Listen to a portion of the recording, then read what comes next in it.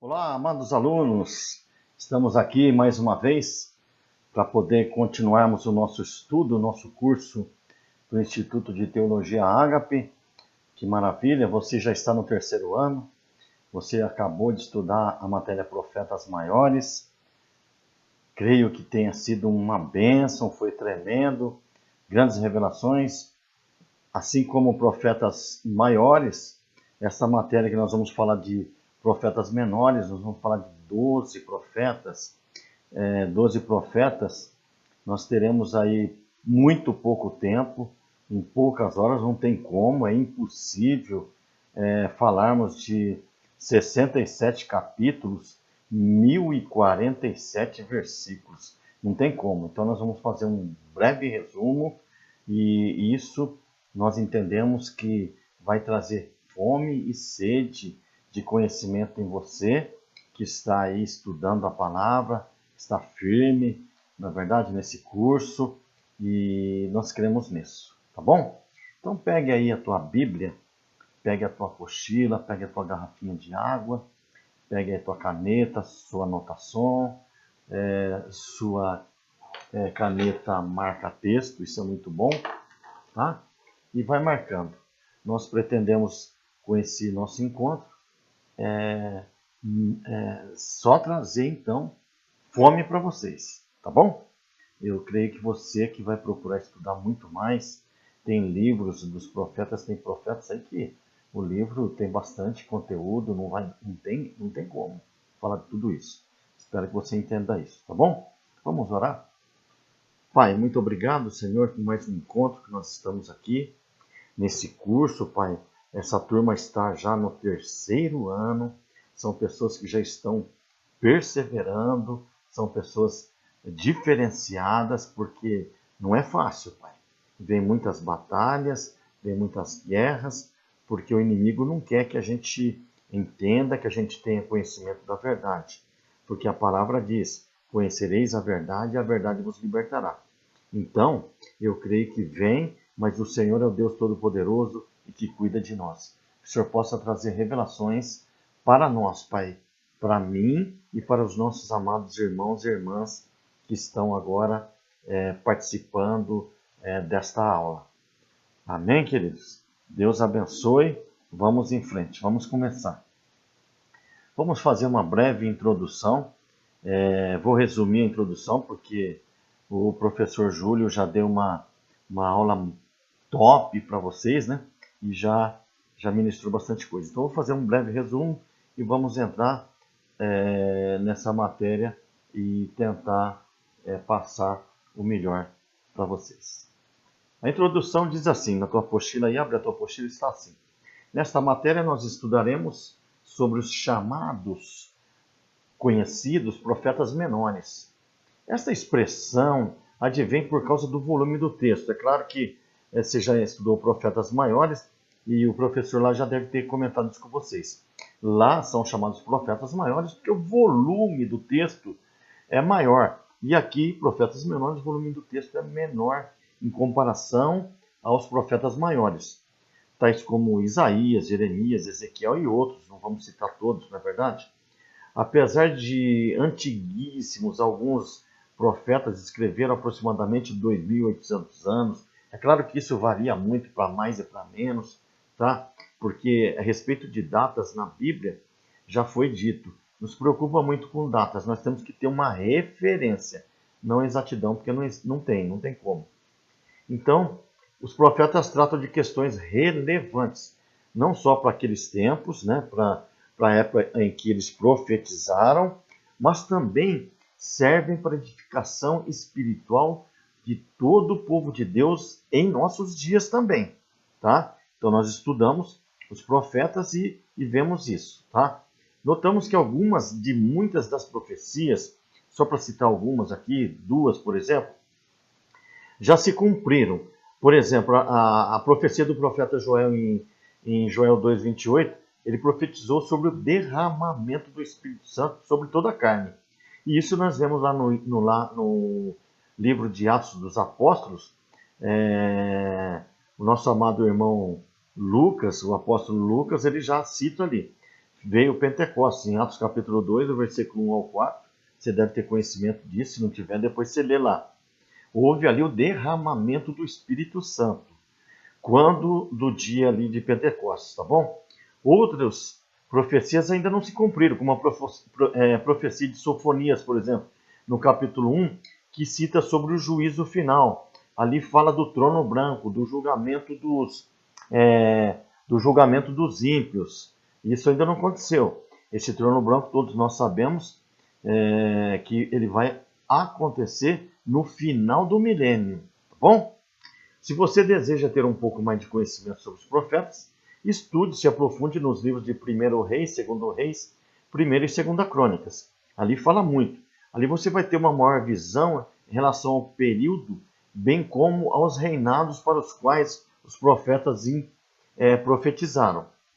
Importante saber que encontramos profetas que pelo Espírito Santo escreveram os livros. Você sabe disso. Foi os profetas que escreveram, mas através do Espírito Santo, não é isso? Mas temos também alguns profetas que não escreveram absolutamente nada. Temos muitos outros profetas na Bíblia que não escreveram nada, tá bom? Se manifestaram de maneira oral, nós vemos através da Bíblia Sagrada, em suas gerações, sendo esses classificados como profetas com missão não canônica, ou seja, eles não escreveram nada. Podemos citar aqui alguns: Elias, Eliseu, Natã, Ágapo, Ananias, Semaías, Aías, entre outros, Eliseu e tantos outros. Tá bom? Então você tem que entender isso, que existem profetas que escreveram e outros que não escreveram também, mas não deixam de ser profetas. Tá bom? Lembra de Natã ali que foi advertir o rei Davi daquele pecado? Não é? Tremendo. Tem tantos outros aí, né? Tá bom? A mensagem do profeta no Antigo Testamento, você já deve ter visto isso, tinha como propósito, ou seja, o profeta é boca de Deus. Qual é o propósito de um profeta? Ele tem que trazer direção, instrução, correção e advertência. Ou seja, ele tem que trazer instrução. Guarda isso, hein? Guarda isso que é muito importante. Você pode precisar isso lá na tua provinha. Então o profeta, ele é a boca de Deus. Ele traz instrução, direção para o povo de Deus. Traz correção, traz advertência ao povo. Eles enfatizam a natureza divina, ou seja, a soberania de Deus. Eles apresentam o pecado e solicitam arrependimento. Eles predizem e trazem esperança, uma esperança messiânica. Ou seja, Deus, todo o tempo, ele nos oferece a oportunidade de nos arrependermos, de sermos restituídos por Ele, para que nós possamos tomar posse das nossas promessas. Não é isso? Nós temos que nos arrepender todo o tempo. Nós vamos estudar nesse livro aqui 12 profetas. Os profetas menores, conhecidos então pelo volume do texto, são 12. Quais são? Não importa essa ordem aqui, tá bom? Essa ordem não vai importar. Alguns fazem numa ordem, alguns estudos fazem numa ordem, outros fazem outras. Mas isso não importa, o importante é a mensagem do profeta. Então nós vamos estudar Obadias, Joel e Jonas nessa nossa primeira aula, tá bom? Depois tem Naum, Oséias, Amós, Miqueias, Abacuque, Sofonias, Ageu, Zacarias e Malaquias. E esses 12 profetas, eles se dividem-se em profetas de Israel e profetas de Judá e profetas pós-exílio. Isso é muito importante você guardar também. Antes de apresentarmos uma síntese, ou seja, um resumo de cada um dos profetas menores, vamos relembrar já o que o professor da outra matéria de profetas maiores já passou para vocês. Informações sobre a história de Israel. Nós destacamos que quando da ascensão ao poder do filho de Salomão, ou seja, de Roboão, nesse texto de 1 Reis, capítulo 12, versículo 1 ao 4, por volta de 930 a.C., o país, ou seja, Israel, se fragmentou em 2 reinos, lembra? Era Reino Unido, teve ali os 3 reis, né? Quais são? Saul, Davi e Salomão.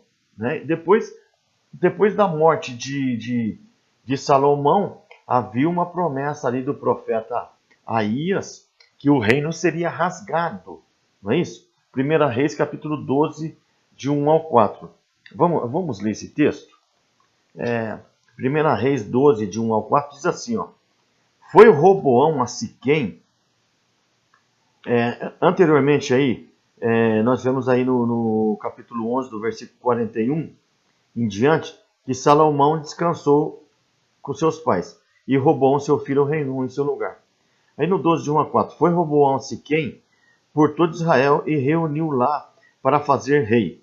Tendo Jeroboão, filho de Nebate, ouvido isso, pois estava ainda no Egito, para onde fugira da presença do rei Salomão, onde habitava e donde mandaram chamar. Veio com toda a congregação de Israel a Roboão e lhe falaram: Teu pai fez pesado o nosso jugo. Agora, pois, alivia tu a dura servidão de teu pai e o seu pesado jugo que nos impôs, e nós te serviremos. E lhes respondeu: Ide-vos, e após 3 dias voltai a mim.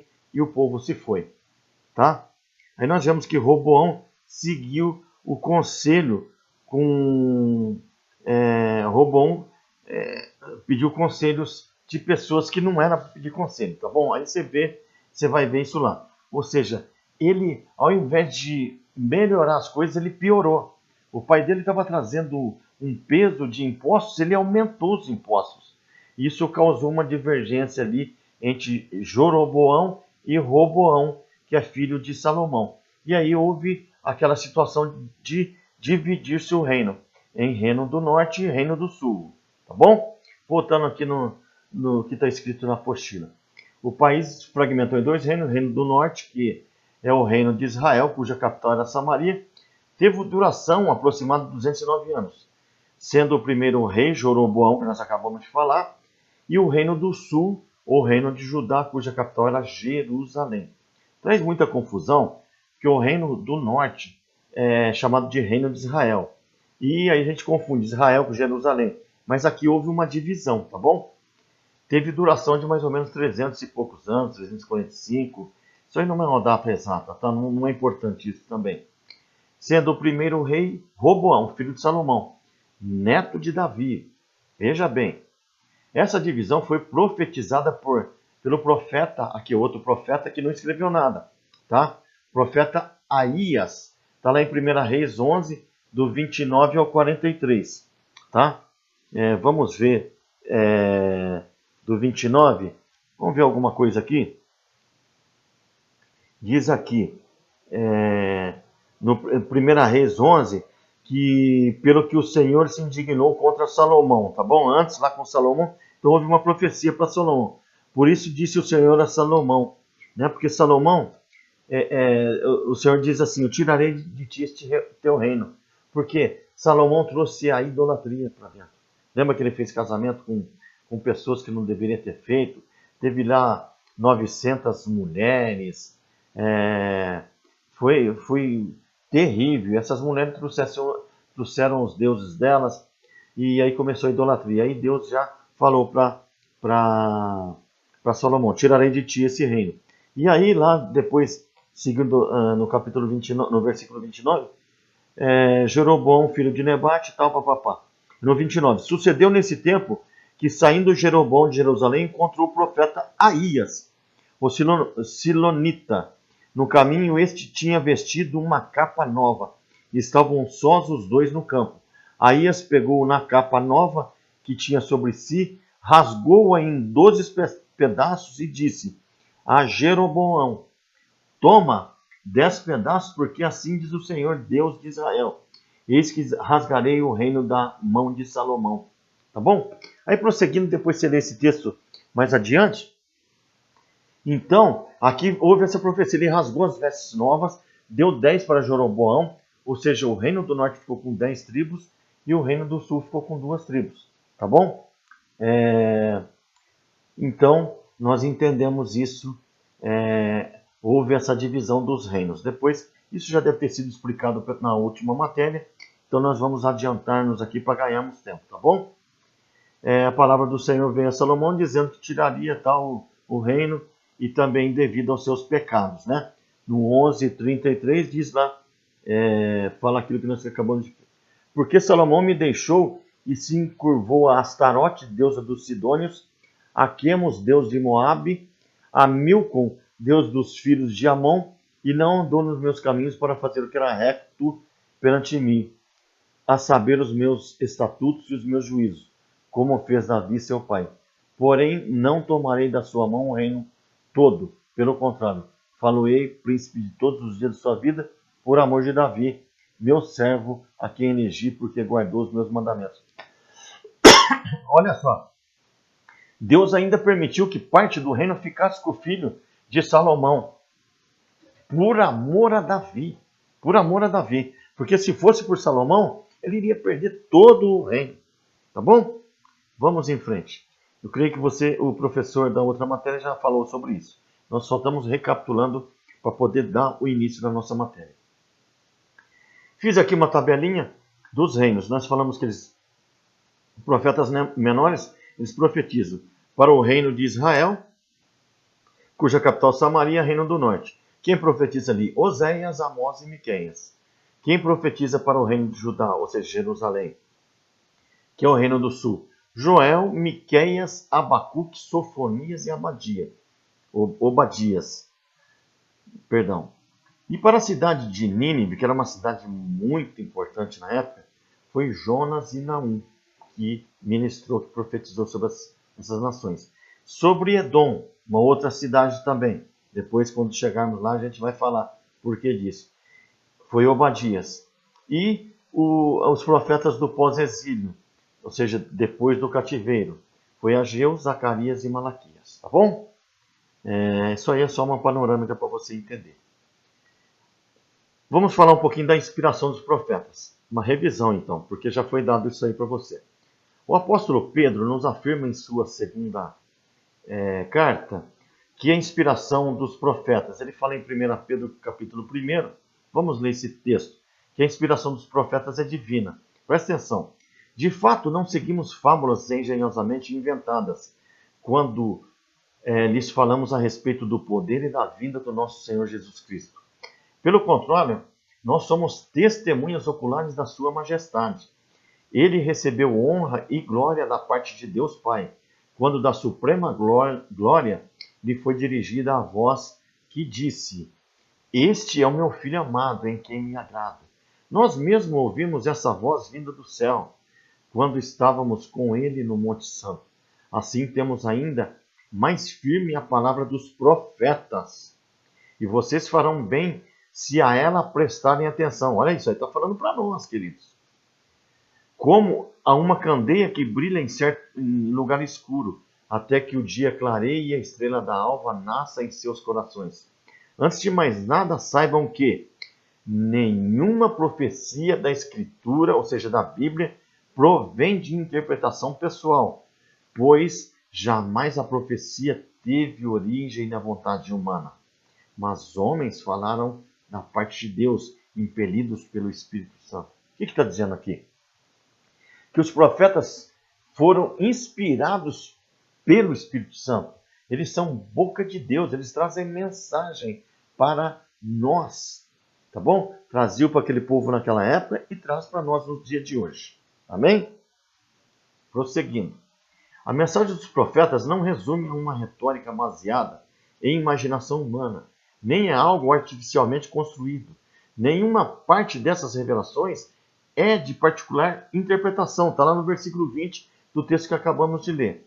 As experiências dos profetas, como as do próprio apóstolo Pedro no Monte da Transfiguração, como ele deixou claro ali, provam a iniciativa divina em comunicar os seus oráculos, ou seja, os seus ensinos à humanidade, a nós. A inspiração dos profetas está escrito na palavra de Deus que toda a escritura é inspirada por Deus. Está lá em 2 Timóteo, capítulo 3, versículo 16. O termo grego teopneustos para as expressões inspiradas por Deus e divinamente inspirada vem das palavras theos, que significa Deus, e pneu, respirar, soprar. Isso significa que os profetas foram movidos pelo sopro do Espírito Santo. Está lá em 2 Pedro 1,21. O caráter especial e único da palavra dos profetas a torna sui generis, ou seja, singular, original. Ela pode fazer qualquer pessoa sábia para a salvação em Cristo Jesus. E é proveitosa o quê? Para quê? Para ensinar, para repreender, para corrigir, para redarguir e instruir em justiça. Depois você lê o texto de 2 Timóteo. Nenhuma literatura no mundo tem essa prerrogativa, essa autoridade. Agora vamos apresentar uma síntese, ou seja, um resumo de cada um dos profetas menores, sabendo que pouco se conhece sobre a vida deles, bem como existem muitas divergências a respeito de datas e seus escritos. Para o nosso estudo, o que mais importa são as mensagens, são os ensinos. Tá bom, queridos? Vamos então entrar no nosso primeiro profeta. Vamos falar um pouquinho de Obadias. Abre a tua Bíblia aí em Obadias e vamos ver esse texto. Tá bom? Obadias. O significado de Obadias é servo, ou, marca isso aí, adorador de Yahvé, ou seja, do Senhor. Yahvé é Senhor, tá bom? Servo ou adorador do Senhor. A data deve ser por volta de 845 a.C. Há divergências quanto à data do livro, tá bom? Então, datas, não se preocupe com data. O tema é a vingança, o julgamento, a condenação do Senhor sobre Edom. Edom, descendente de Esaú. O versículo-chave que nós colocamos aqui é o versículo 10. Lembrando que Obadias só tem um capítulo, tá bom? 21 versículos. Diz assim: por causa da violenta matança que fez contra o seu irmão Jacó, você será coberto de vergonha e eliminado para sempre. Olha como a ira de Deus estava sobre Edom. Tá bom? Obadias profetizou também para o reino de Judá, tá? Nós vamos ver isso depois. Olha, presta atenção nesse texto. Aqui traz o resumo do livro, sabe?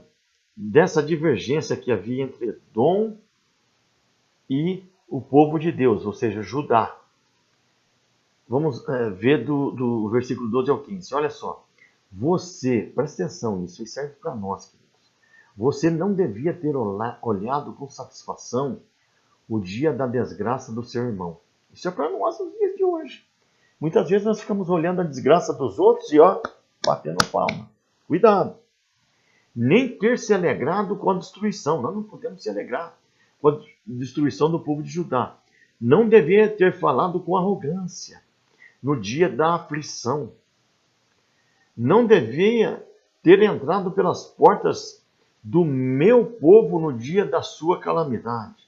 Nem devia ter ficado alegre com o sofrimento dele no dia da sua ira, da sua ruína, perdão. Nem ter roubado a riqueza dele no dia da sua desgraça. Não devia ter esperado nas encruzilhadas para matar os que conseguiram escapar, nem ter entregado os sobreviventes no dia da sua aflição, pois o dia do Senhor está próximo para todas as nações. Como você fez, assim lhe será feito. A maldade que você praticou recairá sobre você. Olha que texto poderoso. Amados, isso não é só lá para Edom, isso é para nós. Muitas vezes nós vemos pessoas sendo destruídas e nós até ajudamos, nós nos alegramos com a destruição dos outros. Nós não podemos de forma alguma fazer isso. Olha que ensino forte e tremendo que esse texto está trazendo para nós. Tá bom? A origem do ódio entre Edom, que Edom fez aquilo ali contra Israel, contra Judá, contra o povo de Deus. A origem desse ódio, vou só lembrar, depois você lê o texto, você já deve conhecer isso. Os edomitas eram descendentes de Esaú.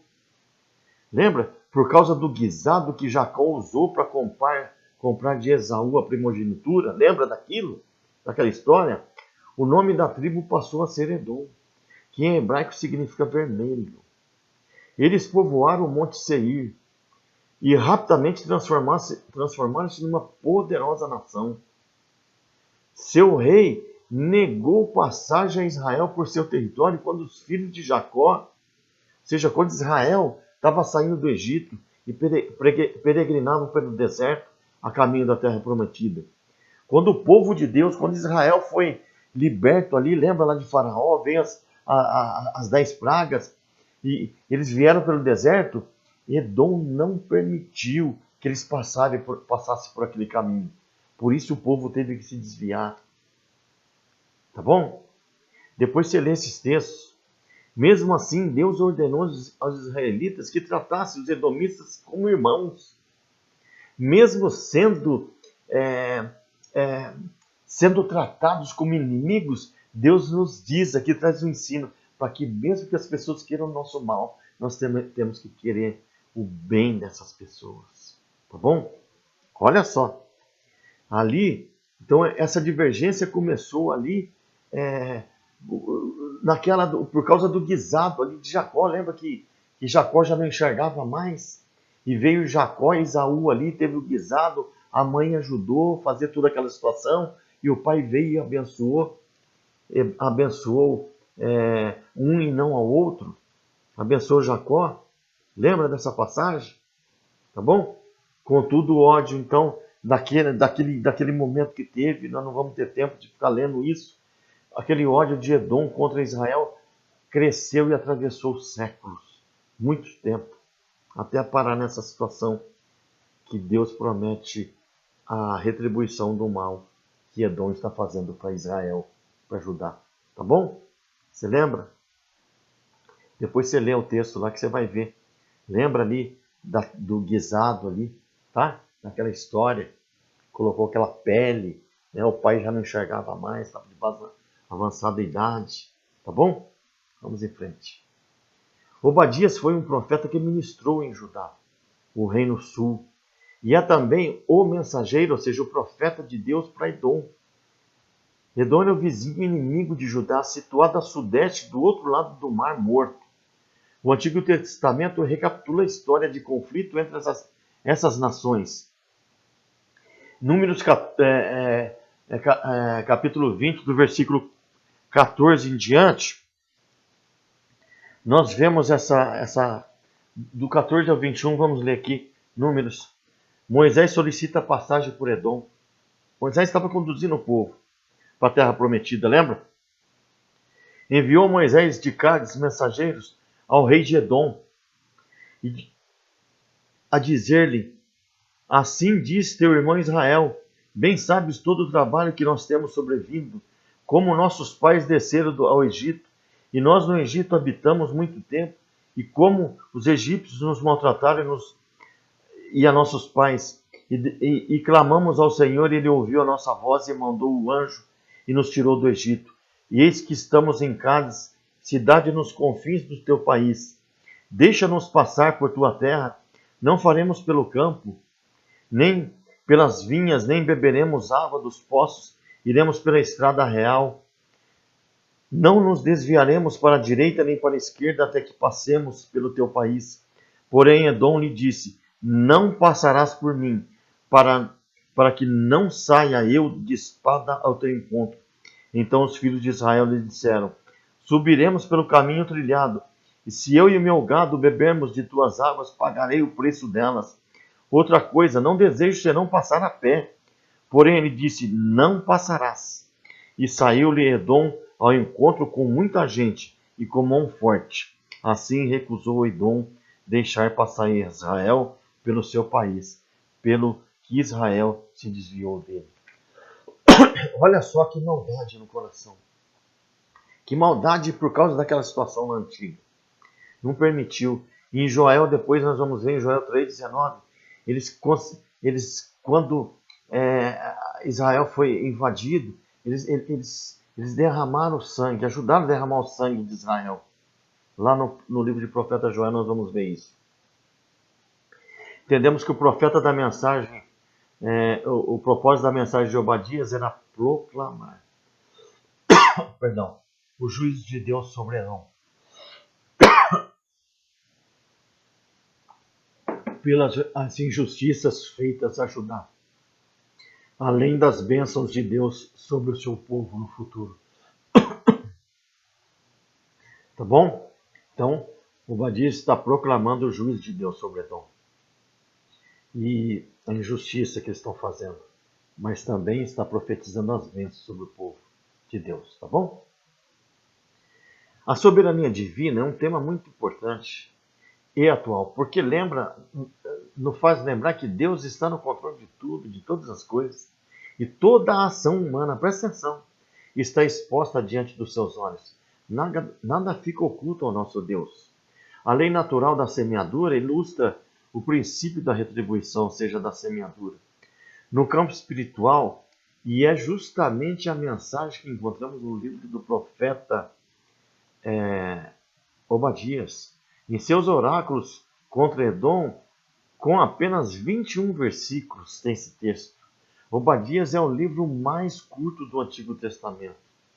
E começa dessa forma: visão de Obadias, assim diz o Senhor. Olha só, Obadias, né? Obadias começa assim: assim diz o Senhor a respeito de Edom. Quando já se diz isso, nós já percebemos que Edom vai sofrer terrivelmente e ser exterminada para sempre. Que nós vemos no versículo 10. Olha só, versículo 10, vou repetir. Por causa da violência feita a teu irmão Jacó, cobrir-te-ei de vergonha e serás exterminado para sempre. Esse livro do Obadias apresenta 3 dias distintos, partes principais que representam violência. A destruição de Edom, dos versículos 1 a 9, a sua maldade, a destruição de Jerusalém, Jerusalém foi destruída, então, pelos inimigos, né, do 10 ao 14, tá bom? Vamos ler novamente, do 10 ao 14. Por causa da violência feita do teu irmão, tal nós já lemos, né?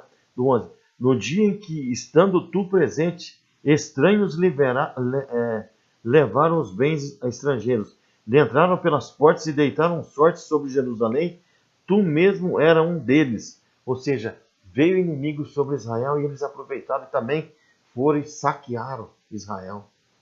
Vieram com maldade sobre Israel. O livro, então, apresenta que Jerusalém foi destruída. E o dia do Senhor sobre Edom, Israel e as demais nações. O tema do livro é o julgamento divino contra Edom, então. Obadias não é o único profeta incumbido de anunciar a condenação dos filhos de Esaú. Tá bom? Nós entendemos?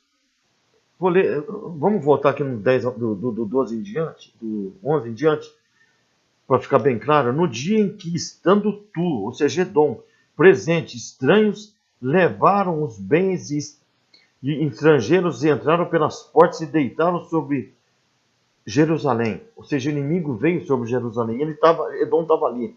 Tu mesmo era um deles, mas tu não devias ter olhado com prazer para o dia do teu irmão, no dia da sua calamidade, nem ter se alegrado sobre o que estava acontecendo, sobre os filhos de Judá, no dia da tua ruína, nem ter falado da boca cheia no dia da angústia. Não devias ter entrado pela porta do meu povo, eles foram também lá, no dia da calamidade. Não devias ter olhado com prazer para o mal no dia da sua calamidade, nem ter lançado mão dos seus bens, ou seja, eles também foram e tomaram posse dos bens de Israel, eles saquearam também os bens de Israel no dia da calamidade. Não devia ter parado nas encruzilhadas para exterminar os que escapassem, nem ter entregado os que restassem no dia da sua angústia. Ou seja, além deles ir lá, saquear, ajudar a destruir Israel, eles fizeram o quê? Ficaram às espreitas nas encruzilhadas, os judeus que conseguiam fugir do ataque do inimigo, eles formavam ali armadilhas, pegavam e entregavam nas mãos dos inimigos. Eles ainda foram muito mais cruéis, tá bom? Eles foram muito violentos, tá bom? Por isso que vem esse julgamento contra eles. Aí Deus colocou esse texto para nós meditarmos sobre essa mensagem que foi feita aí do profeta. Lucas capítulo 6, 37, 38, vamos lembrar disso. Não julguem, porque eles julgaram o povo de Deus ali. E vocês não serão julgados. Não condenem, não serão condenados. Perdoem, serão perdoados. Deem, e lhes será dado. Uma boa medida, recalcada, sacudida e transbordante será dada a vocês. Pois com a medida que usarem também será usada para medir vocês. Está entendendo? Da mesma forma que Edom ajudou a destruir ali Jerusalém, a saquear, destruir, exterminar ali aquele povo, Edom também vai ser por Deus. Deus vai retribuir a maldade que eles fizeram contra o povo de Deus. Tá bom? Mateus 5,7 diz lá no sermão, né, do monte, as bem-aventurados, os misericordiosos, pois obterão misericórdia. Se eles tivessem sido compassivos, misericordiosos com o povo, não tivessem participado daquilo, nada aconteceria com eles, tá bom? Provérbios 24, 17, 18 diz assim: não se alegre quando o seu inimigo cair, porque Israel, entre aspas, era inimigo de Edom. Eles consideravam Israel como inimigo. E eles se alegraram com a queda de Jerusalém ali, lembra? Nem exulte o seu coração quando ele tropeçar, para que o Senhor não veja isso e se desagrade e desvie dele a sua ira. Ou seja, a justiça de Deus que era para aquele povo vem sobre quem ali ajudou, não é? Deus vai destruir as nações que invadiram Jerusalém, assim como também a Edom. Tá bom? Creio que você entendeu essa mensagem do profeta Obadias. Vamos em frente? Assim como ninguém pode desafiar as leis naturais sem as devidas consequências, não é possível ignorar as leis espirituais e sair ileso. Então observamos que o tema principal deste livro é a reciprocidade. Olha o versículo 15 que diz: como você fez, assim lhe será feito. A maldade que você praticou recairá sobre você. Nós temos que meditar nisso, não é verdade? Deus castigou Edom fazendo com eles o mesmo que essa nação fez com Judá, ou seja, com Israel. Vimos a lei da semeadura aqui, que a retribuição do que semeamos é inevitável. Tudo que o homem semear, isso também ele ceifará, ou seja, ele vai colher. Tá bom? Então nós temos que meditar nessa palavra do profeta Obadias.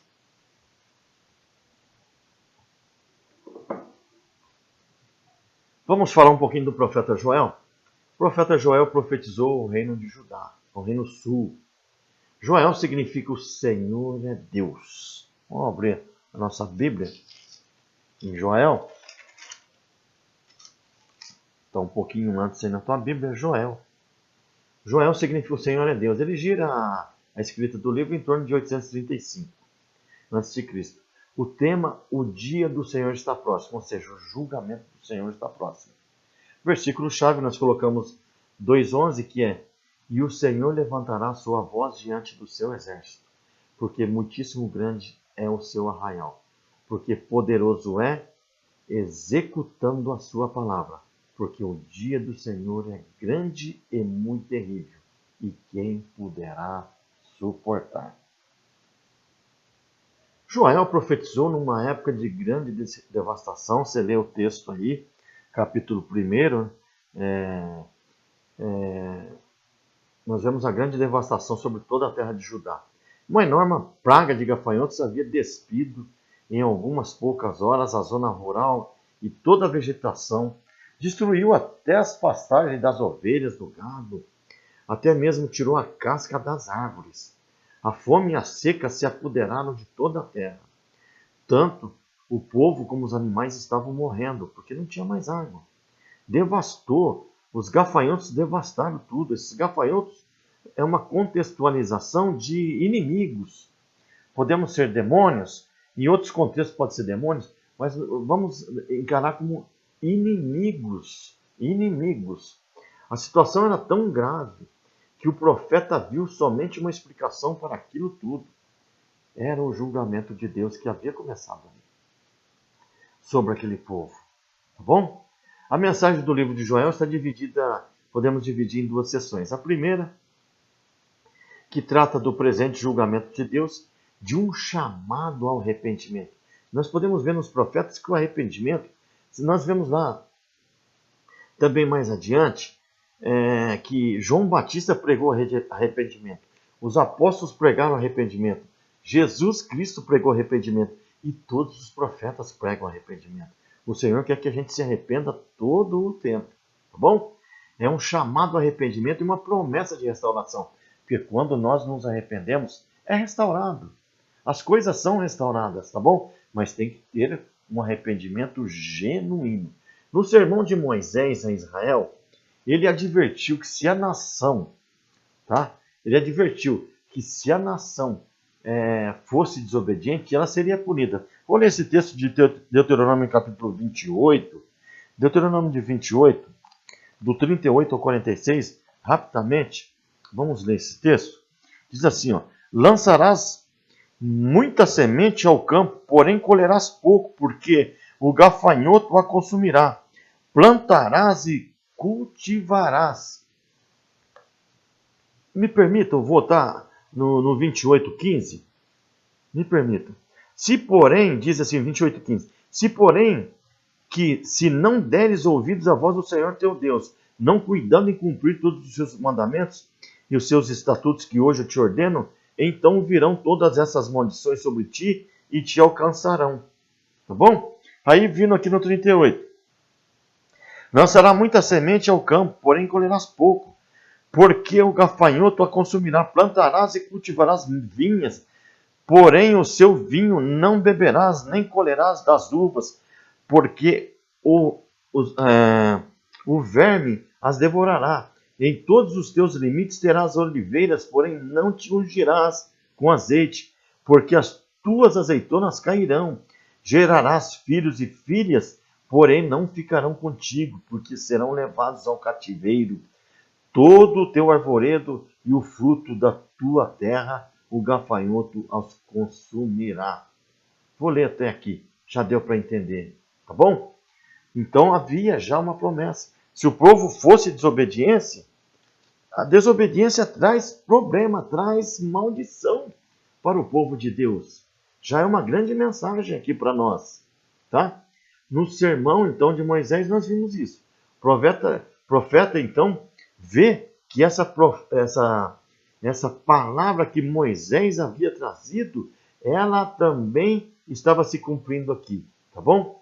Porque os gafanhotos destruíram tudo aqui, nessa época. Diz aí no texto de Joel que os que bebem não têm mais vinho, os que os sacerdotes não tinham mais nada, nem para oferecer a Deus em sacrifício. Tudo havia sido devastado em Judá. Até a água eles ficaram sem. A segunda sessão explica que toda essa devastação, essa destruição, não é nada. Não é nada. Tudo o que está acontecendo nos dias de hoje, queridos, não é nada em comparação ao julgamento de Deus que está a caminho. Não é só para aquele tempo, é para nós hoje. Tudo que está acontecendo, essa situação que está acontecendo, que não vem nem o caso de ficar falando, não é nada do que está a caminho no dia da ira do Senhor. Não só para julgar, para todas as nações.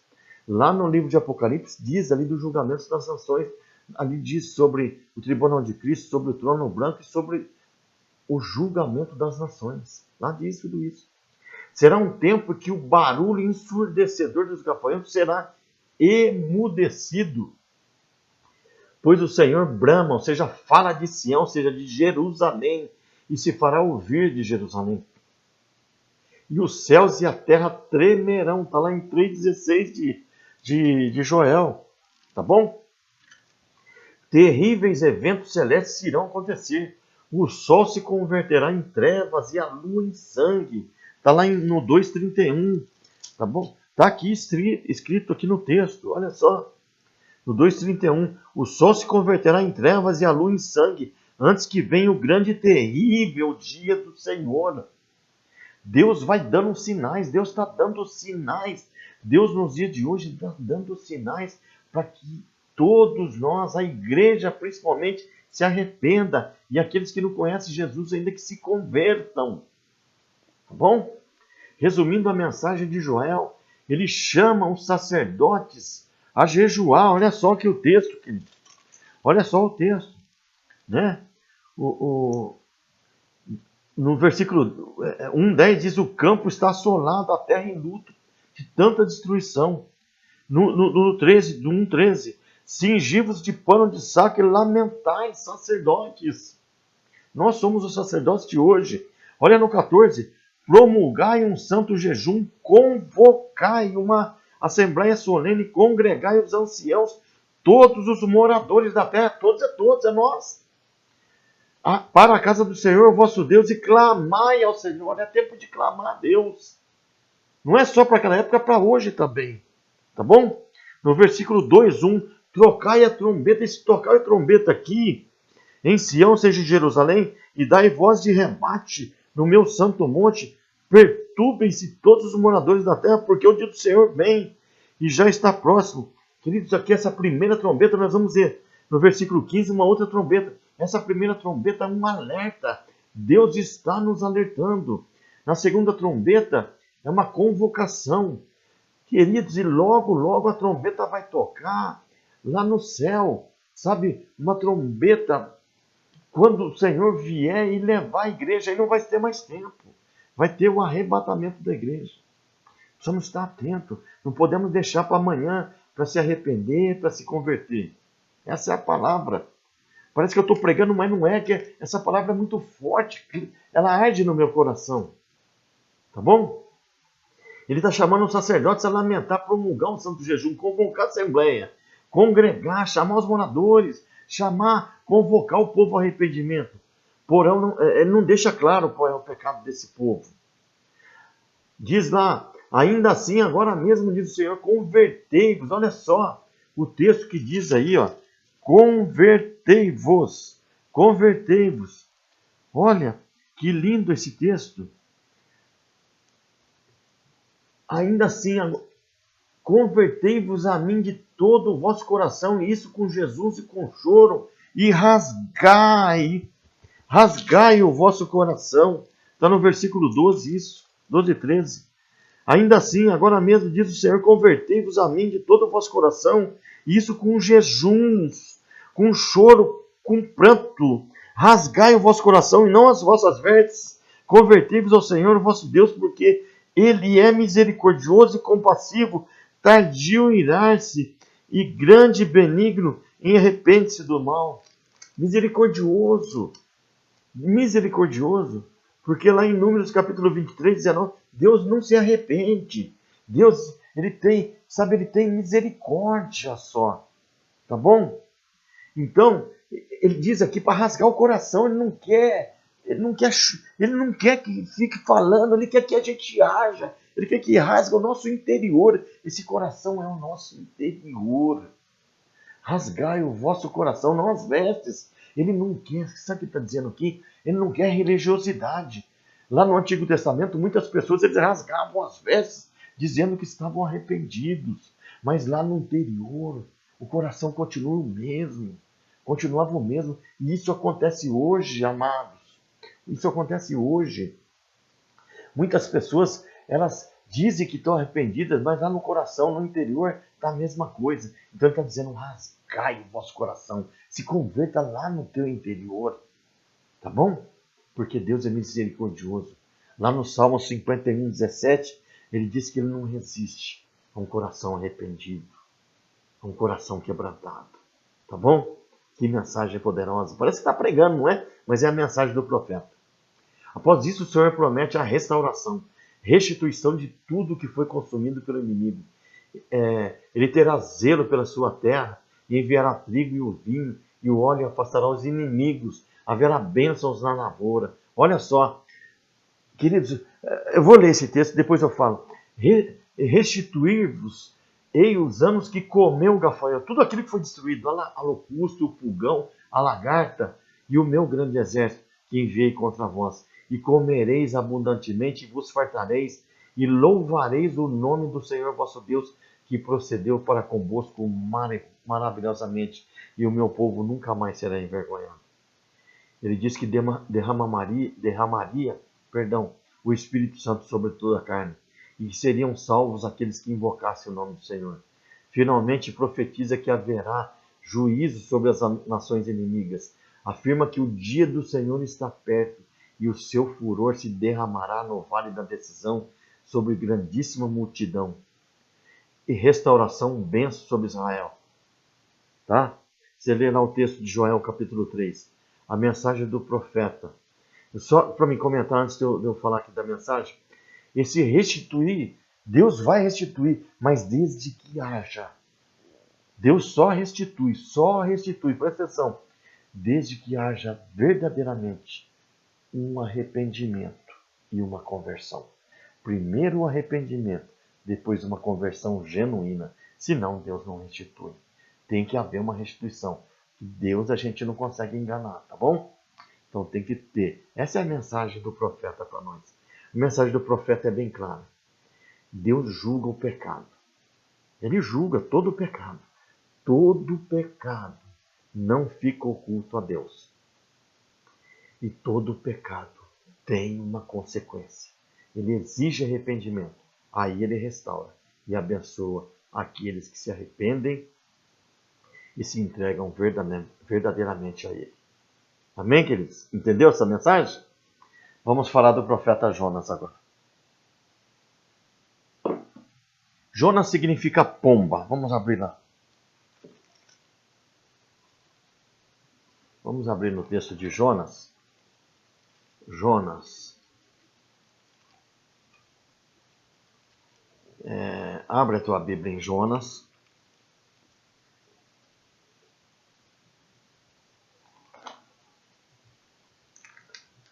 O profeta então significa pomba. A data de 750 a.C. O tema, o amor do Senhor para com os gentios, chamando-os ao arrependimento. Olha aqui outra mensagem. Mas além do arrependimento aqui tem uma outra mensagem para nós também, do profeta. Versículo-chave, e disse o Senhor, tiveste tu compaixão da boa orelha, da qual não trabalhaste, nem fizeste crescer, que numa noite nasceu e numa noite pereceu. E não hei de eu, ou seja, Deus está falando, e não hei de eu ter compaixão da grande cidade de Nínive, em que estão mais de 120 mil homens, que não sabem discernir entre sua mão direita e sua mão esquerda, e também muitos animais. Olha só que mensagem.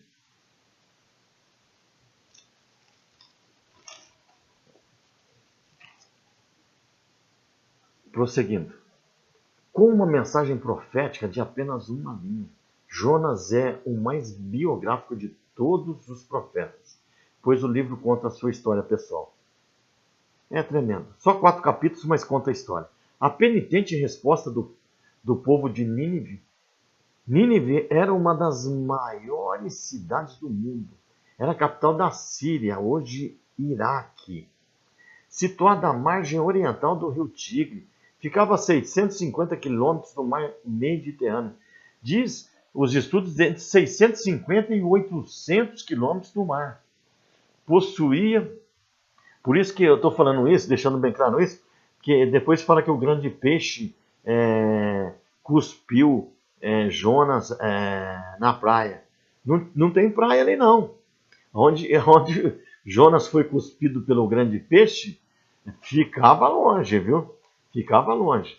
Não tinha praia ali não, tá bom? Em Nínive não tinha praia não, tá? A cidade de Nínive possuía muros de 3 metros de altura. Era guardada por touros e leões e possuía 7 portões. Era uma fortaleza. Ao conciso oráculo, ou seja, ensino, incita a misericórdia de Deus. Ou seja, nos ensina isso. Que poupa aquela cidade. Mas o ensino central do livro, o ensino central, não só o arrependimento da cidade de Nínive, também mas é a lição da compaixão de Deus, do grande amor de Deus, dá ao seu relutante profeta. Jonas aprendeu a olhar para além da sua nação e a confiar no Criador de todos os povos. Vemos o livro de Jonas dividido em duas partes. Nós podemos dizer, nós vamos ler aí o que está escrito na tua apostila, porém, nós podemos dividir o primeiro e segundo capítulo como um profeta rebelde, e o segundo, o terceiro e quarto como um profeta obediente, tá bom? Mas vamos à tua apostila. A vocação, ou seja, a chamada de Jonas e sua fuga. Em Jonas capítulo 1 ao 3 diz assim: veio a palavra de Deus.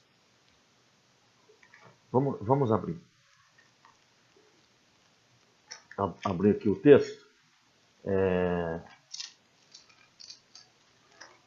A Jonas, filho de Amitai, dizendo: dispõe-te, vai à grande cidade de Nínive, e exclama contra ela, porque a sua malícia, ou seja, sua maldade, subiu até mim. Deus está falando.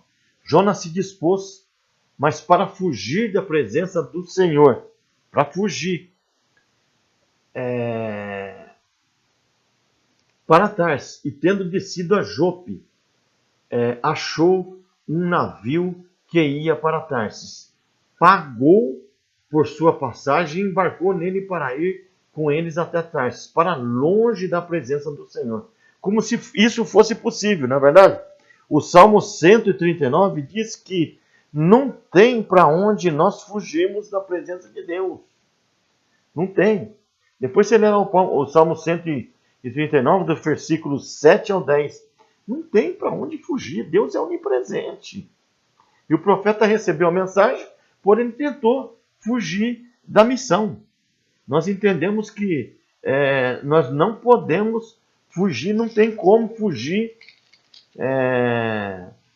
da mensagem de Deus. Tá bom? Jonas foi ordenado por Deus para ir a Nínive e protestar contra a sua iniquidade, contra o seu pecado. Nínive era uma cidade comercial muito grande. Era uma das maiores, a qual seria saqueada, ou seja, destruída 120, 150 anos mais tarde, pelo povo medo, pelos medos, quando da sua impiedade seria castigada. Era uma cidade sanguinária e cruel, uma cidade guerreira, e tinha matado muitas nações por meio... matado muitas nações, e por meio das suas prostituições, feitiçarias, que tinha muito lá. Por isso o Senhor se voltaria contra ela e a exporia ao ridículo. Mas seria o profeta Naum o seu escolhido para profetizar sua derrota, 120 anos depois. Porque o povo, nós vamos ver aqui que o povo, eles se arrependeram quando Jonas veio ali e trouxe a mensagem. Mas 120, cento e poucos anos depois, veio o profeta Naum e profetizou aqui agora a destruição desse povo, porque eles voltaram ao pecado. Nós vemos isso. Os assírios, esse povo aí de Nínive, era conhecido por decapitar povos. Eles venciam os inimigos, decapitavam, fazendo pirâmides de corpos, de crânios, e também crucificavam pessoas, empalavam os prisioneiros. Depois você vê lá o que é empalar. Enfiar objetos, bambu, pedaço de pau, outras coisas, nos órgãos genitais das pessoas. Tá bom? Na parte frontal, na parte traseira das pessoas. Ele arrancava os olhos, esfolava, arrancava a pele das pessoas vivas. Tá? A reação, aí tem a reação de Deus, que o profeta fugiu. O profeta fugiu da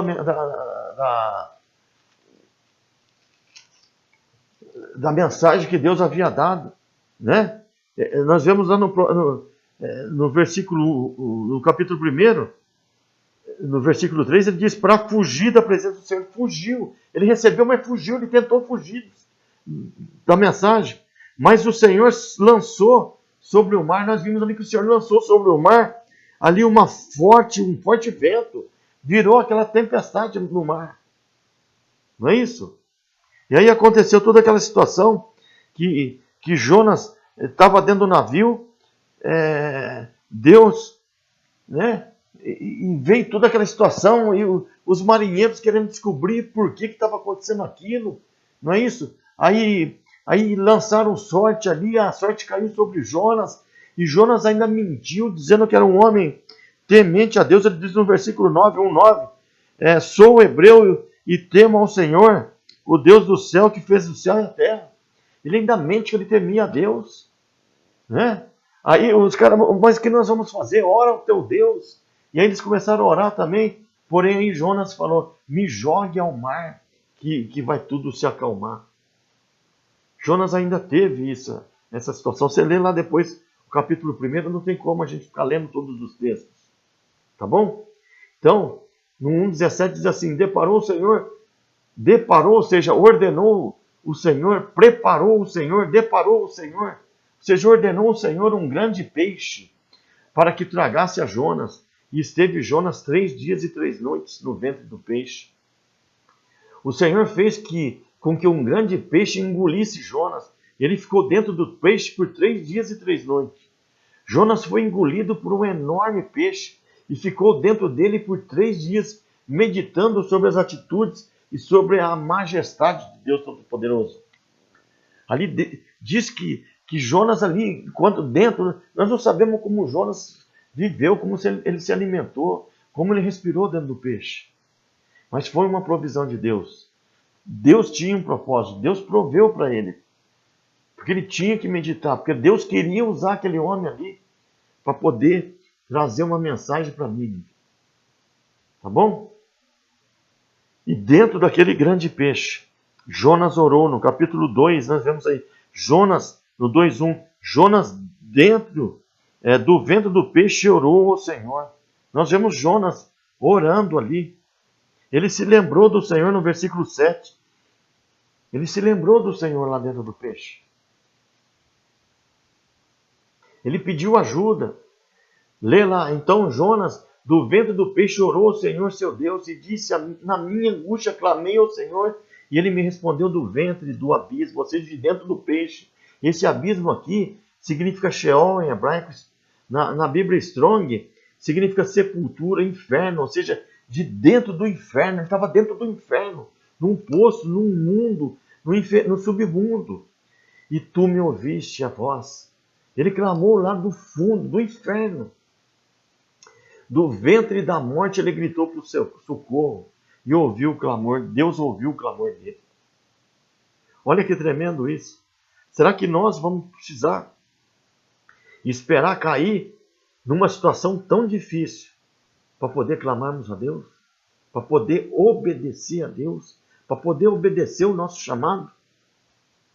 A obediência do profeta agora no capítulo 3 e 4. A segunda chamada do profeta no capítulo 3, 1 e 2. Veio a palavra do Senhor a segunda vez. Olha só. Dizendo, dispõe-te. Vai à grande cidade de Nínive e proclama contra ela a mensagem que eu te digo.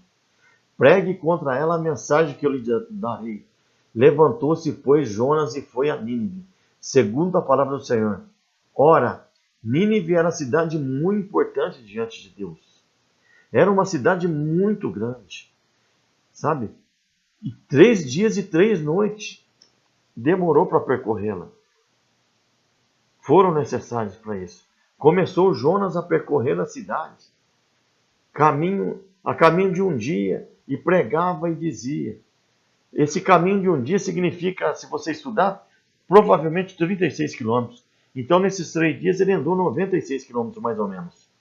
Ainda 40 dias, Nínive será submergida. Essa é a mensagem.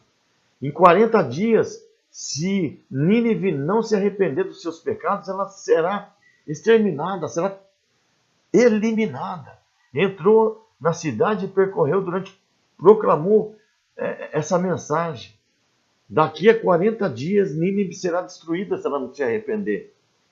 E aí os ninivitas, no capítulo 3, do versículo 5 ao 9, eles se arrependem. Olha só o 3, 5 ao 9.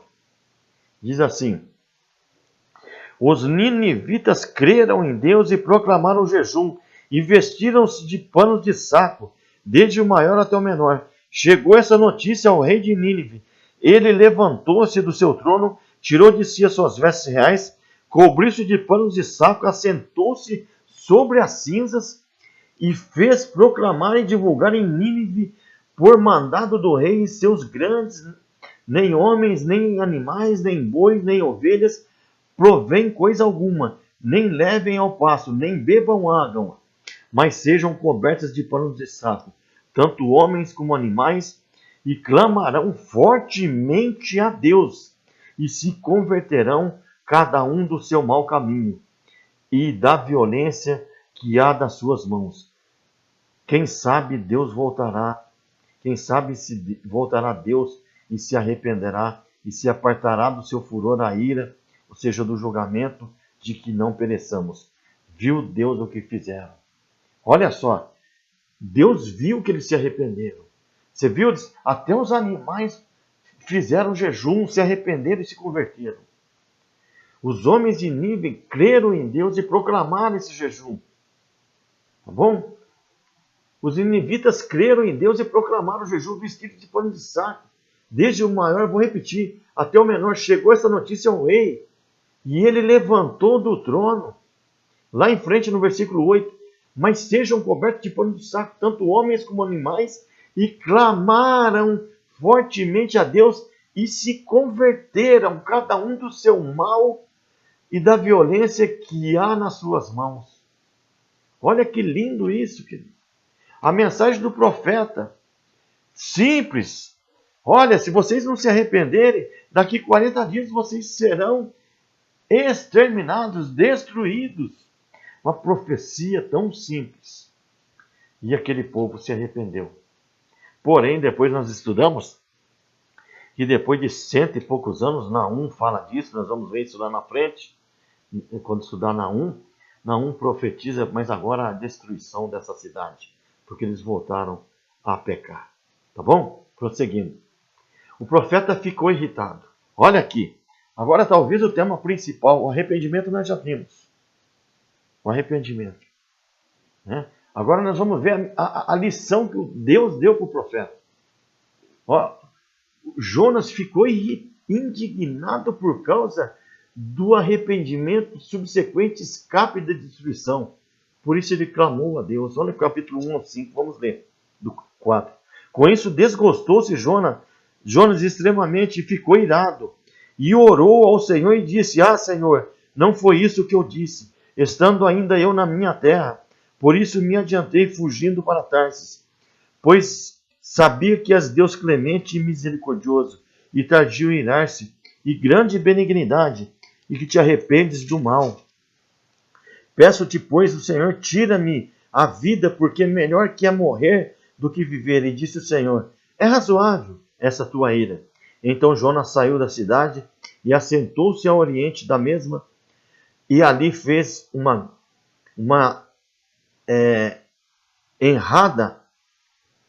enramada e repousou debaixo dela, à sombra até ver o que acontecerá à cidade.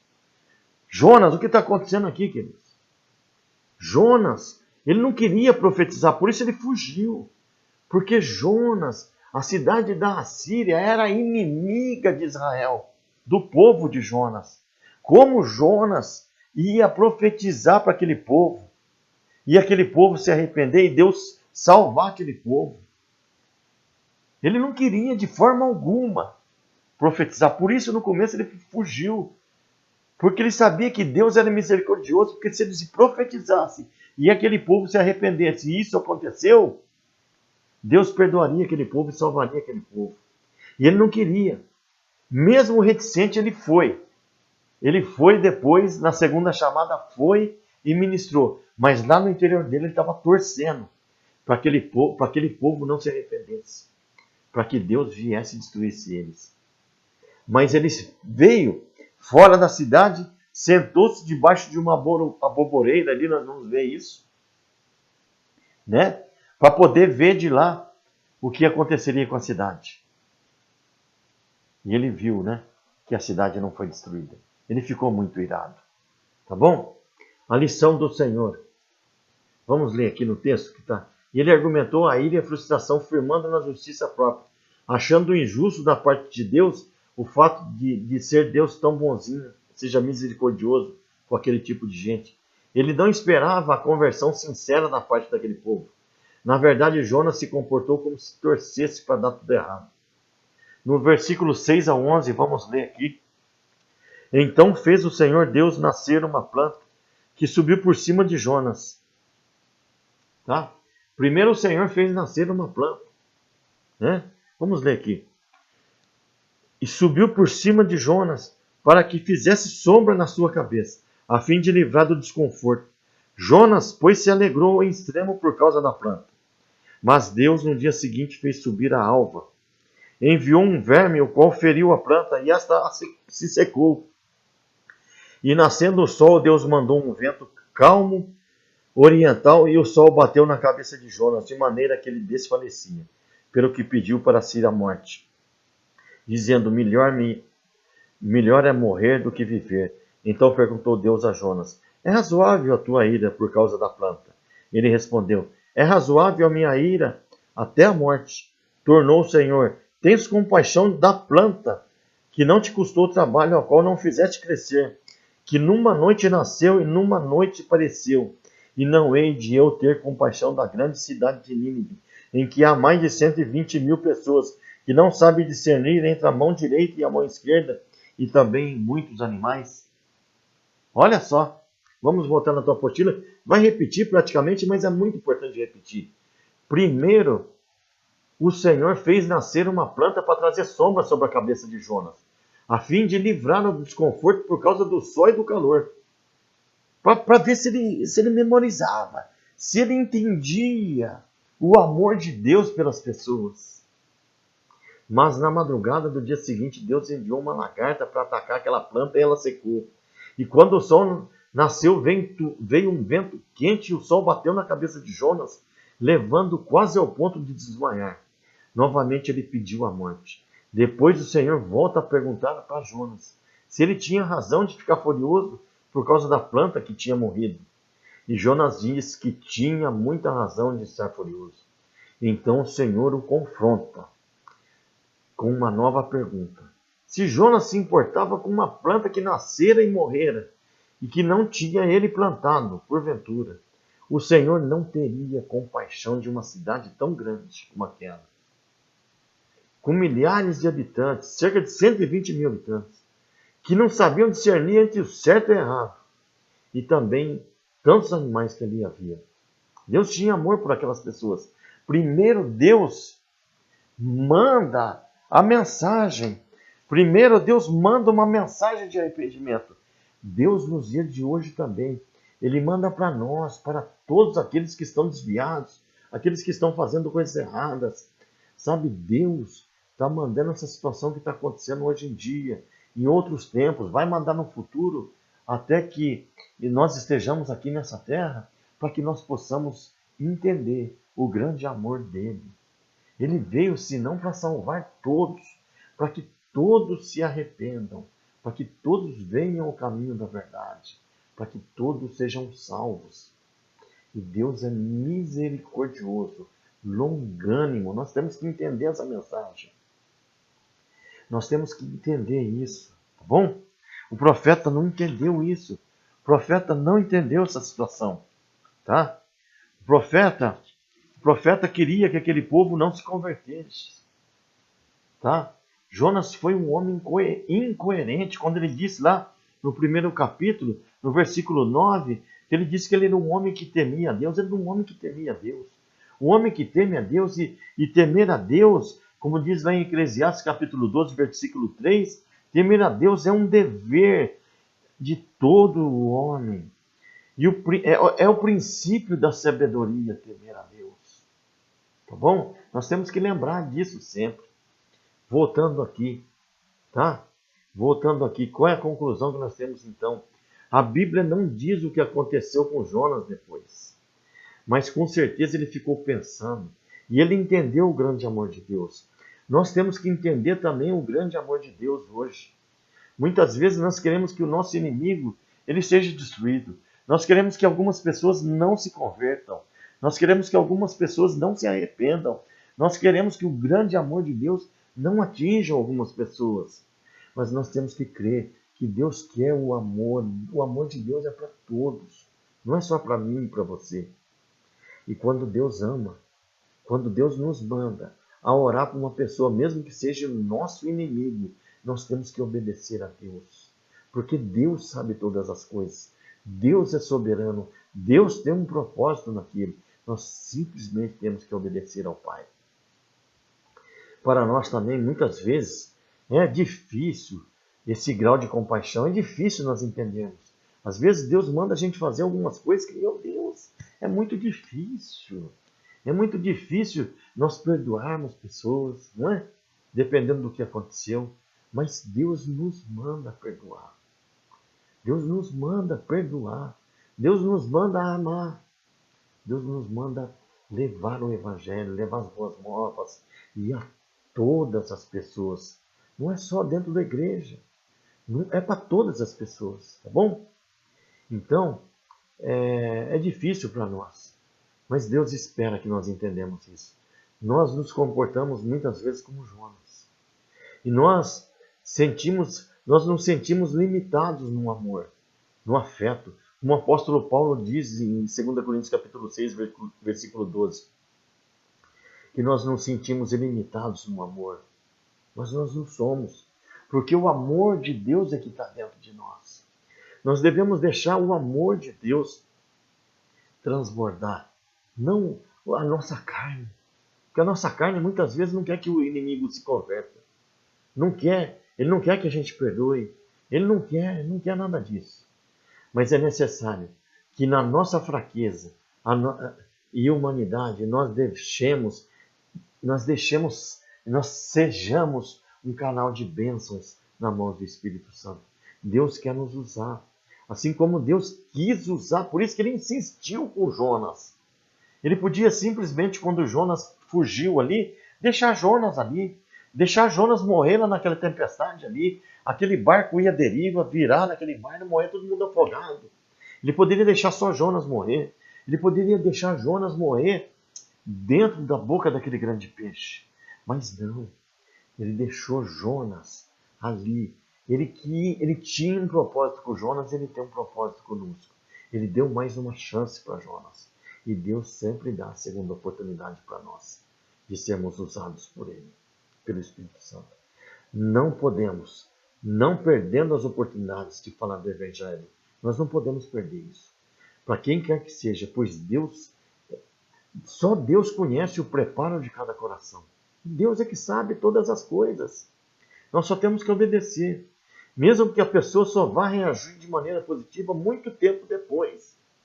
A palavra de Deus diz que um planta, um semeia, outro cultiva, outro vai colher. Sabe?